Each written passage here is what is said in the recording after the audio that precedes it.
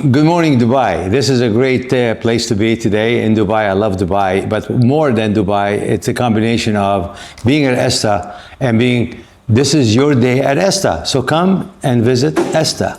So by being in ESTE, I had the pleasure today to sitting with Dr. Kheda, and she's going to tell us more about her inside scoop of the job, what she does, and how she treats patients, and how she opens up the beautiful place here with the rest of the staff. And so we're looking forward to sitting with her. And really, it's been just a pleasure to be here and to do This Is Your Day, ESTE.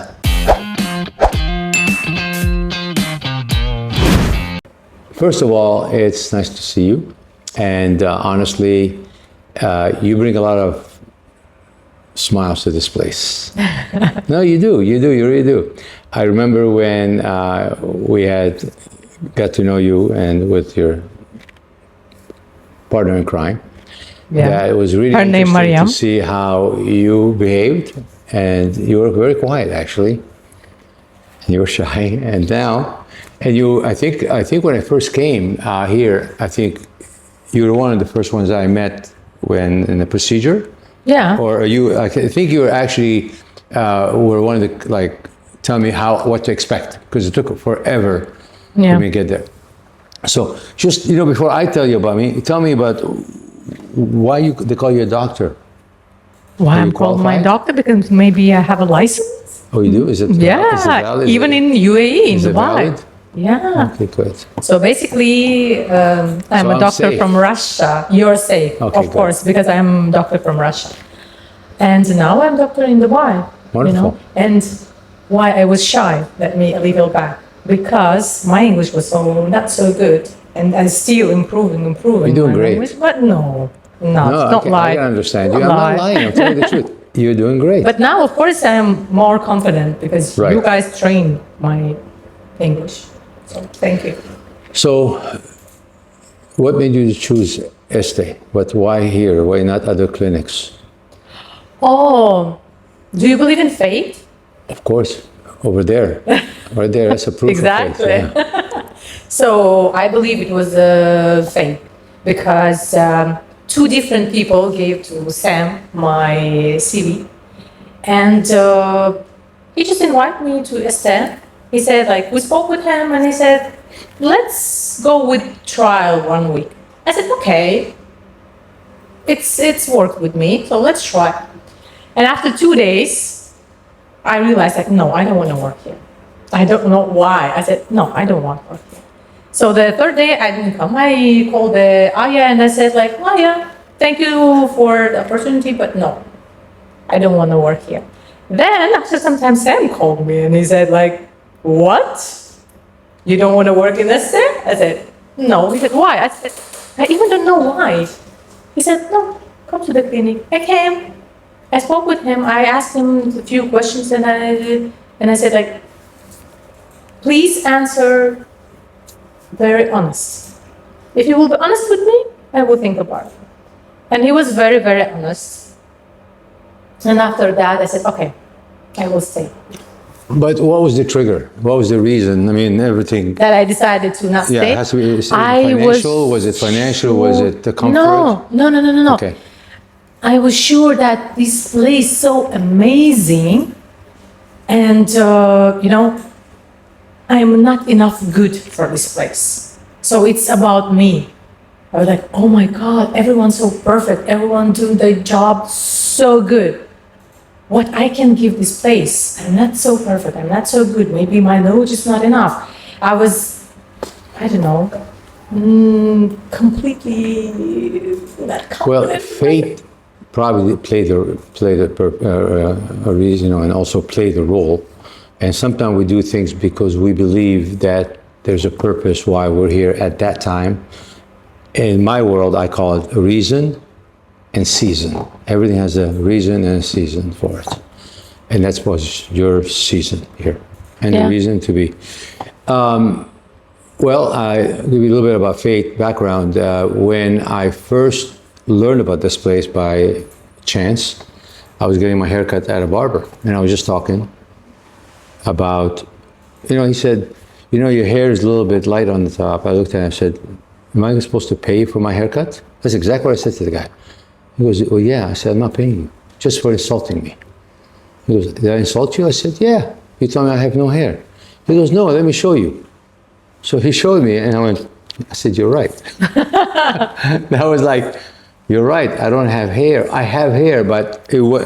And he goes, there's a place here in Dubai owned by wonderful people. They're from Turkey. Because I said, you know, I've always wanted to do that for many years because I have a brother who had it 4 times. I figured, you know, but he looks like a bushy, too much.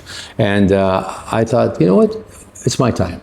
Because, you know, we all make decisions in life when we want to take care of ourselves. As parents or as individuals, we always take care of others. And for years, that's all I did, take care of others. So this year, 2025, was taking care of Christopher. And that was part of the plan. I didn't know when it's going to happen. And sure enough, it was in January.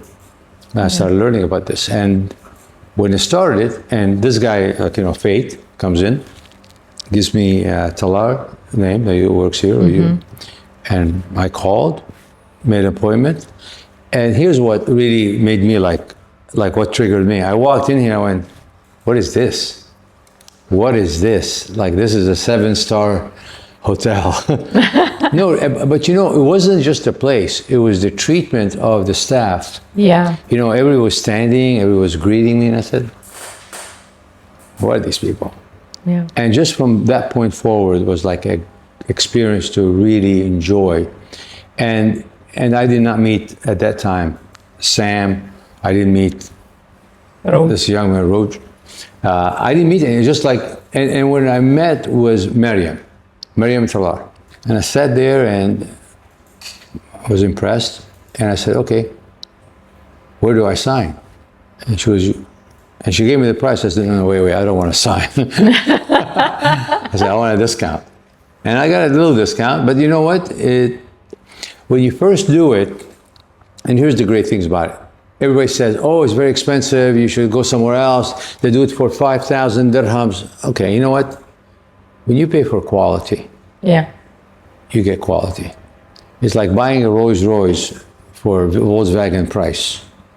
You cannot drive a Rolls Royce for Volkswagen price. Agree for 1,000%. Okay, so that was a challenge because I kept thinking, am I making a mistake? And the value in the money versus quality was worth it. But when people speak to you, because they're experts, everybody's an expert. Yeah. And that was like a little bit disheartening. But once I started to come here and see the value, and what I liked about it, seriously, the aftercare. Yes. Because most of these places are like used car salesmen. Yeah. They sell you the car and then they don't know you after that. Yeah. But here, it was different. So every time after my procedure, which I was shocked how easy it was, how friendly they made it. They could change the meal a little bit, you know. They used better chicken. It was dry. Sorry, Sam, it's the truth.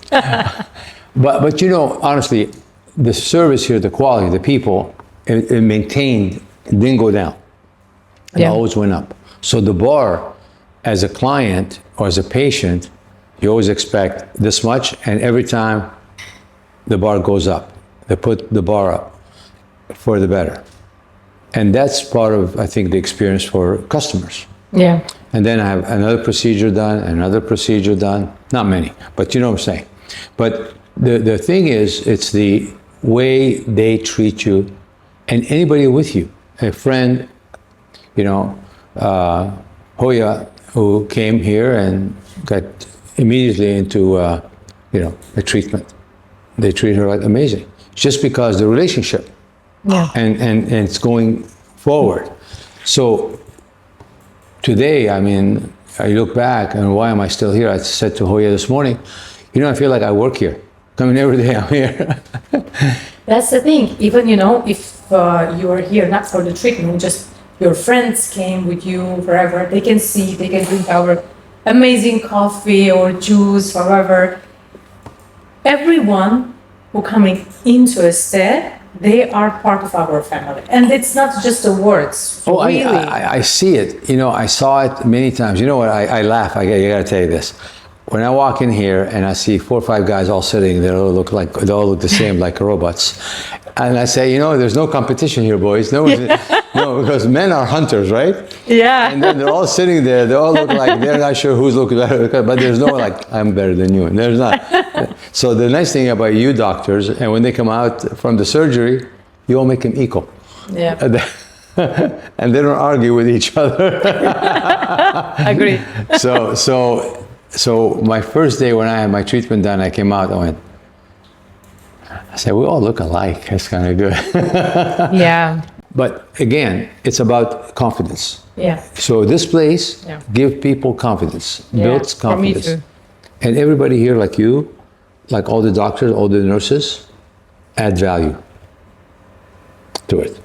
But there's something I was going to ask you. So when a patient comes in and they are not as nice as I am,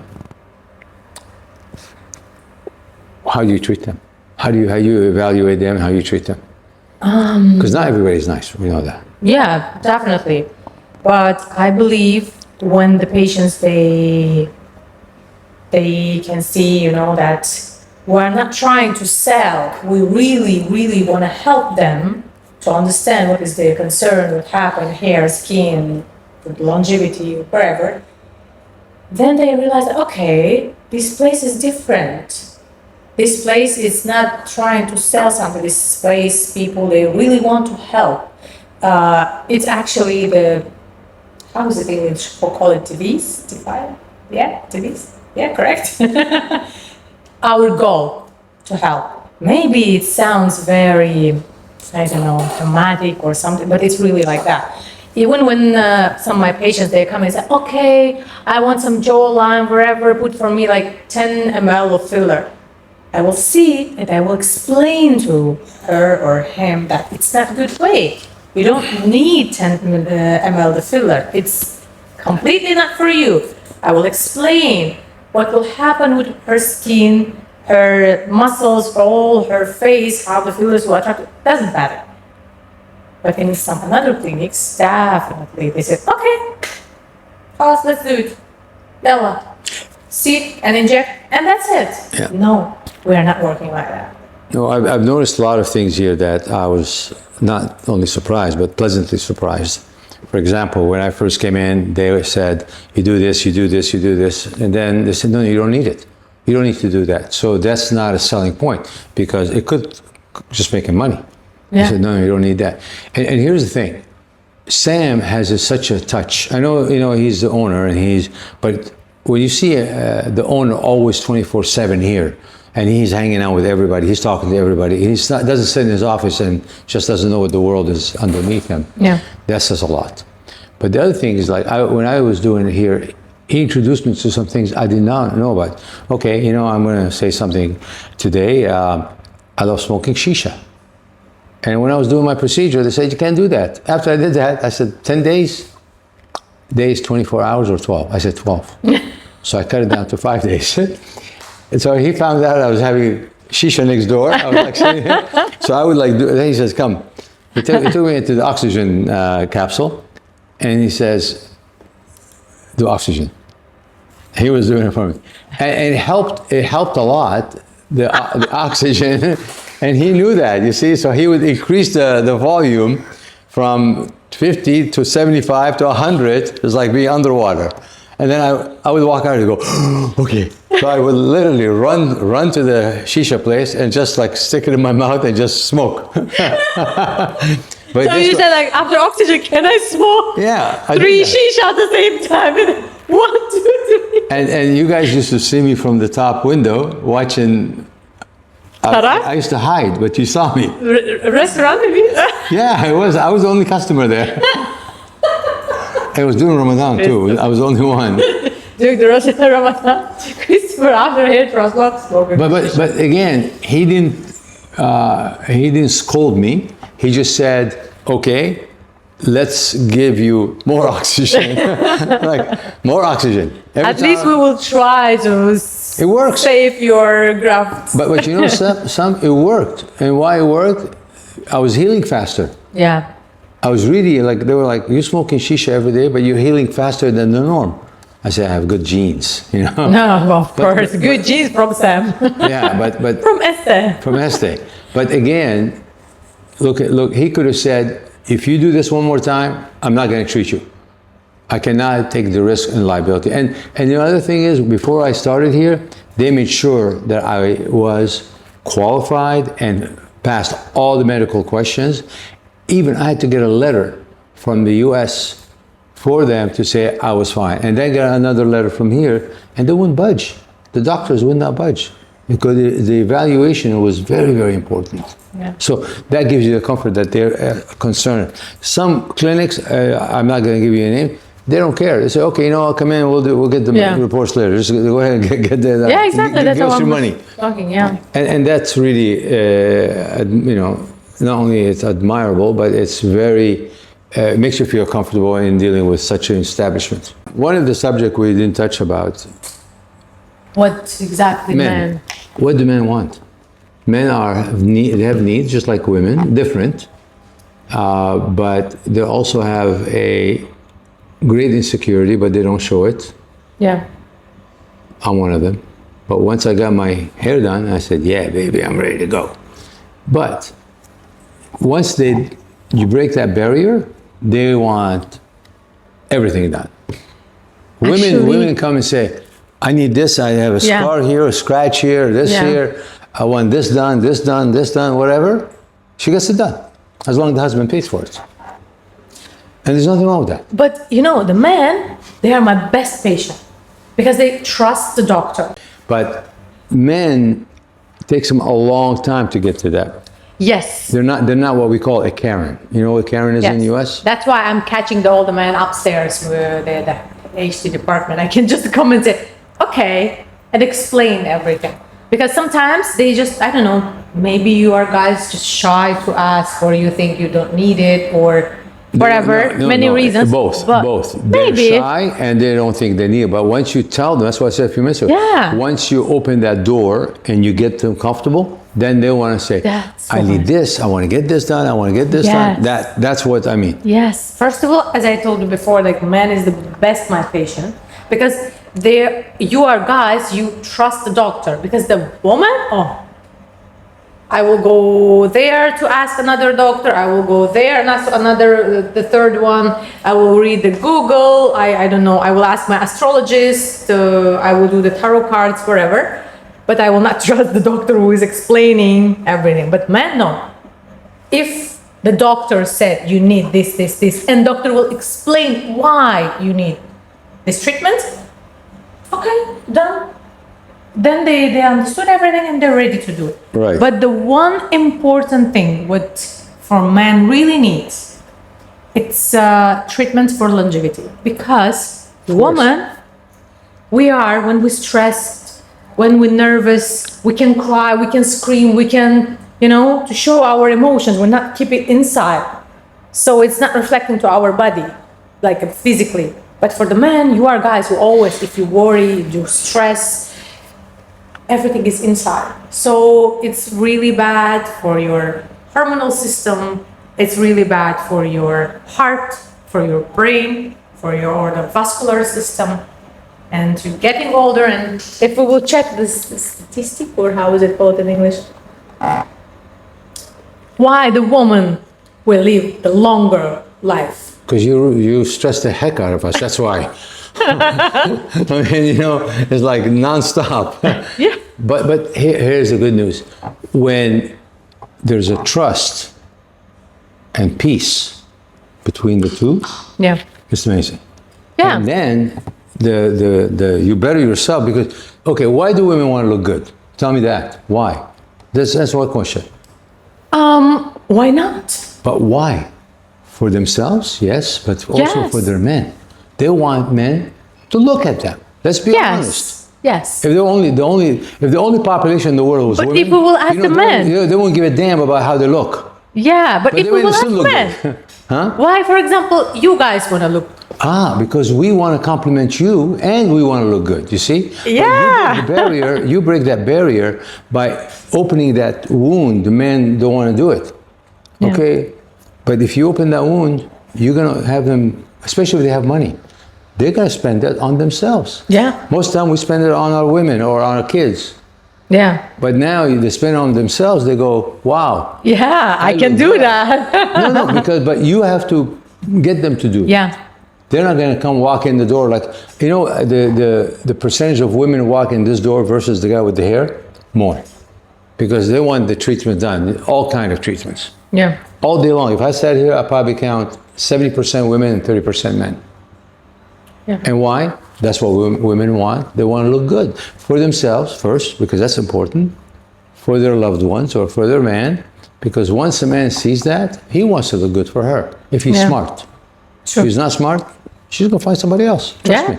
Yeah. It won't take long. So that's why you need, guys, the Botox, skin booster, Botox, you said. some machines like Ultraformer. No, but you also you encourage, you inspire men to do that. Or, you know, women have an eye that men don't have. Yeah. You see a man, you say, he looks horrible in those clothes. Let me change. Sure. Let me give you this. This is a better color on you. Yeah. It was just done to me. So, but the thing is with men, they want to be told. We want you to tell us what you think. We like it. Yeah. Now, if I told you what kind of dress you should wear, you would smack me. What's wrong? What's wrong with you? What do you think? Am I not good enough? Don't I look good? Don't answer that. I want to say thank you so much. First of all, thank you for coming. The second, for your trust. For your trust to Este, for your trust to me, Sam, and all our HT department. Really, thank you. Your turn. Well, sometimes you can't find the right words to say, but you have the feel of how appreciative I am of the whole staff, seriously, from the front desk, from receptionists, all the way to here, your coffee people, whatever you want to call them, unbelievable. So that builds a great comfort zone for us, for me. And you can say a lot of words, but they don't mean much. You got to show that how appreciative you are when you see the results of great medicine results. Those are the things you can never be thankful enough for them. So having Sam and having the staff all work collectively together is the key. So thank you. And thank you, Sam. Really, thank you.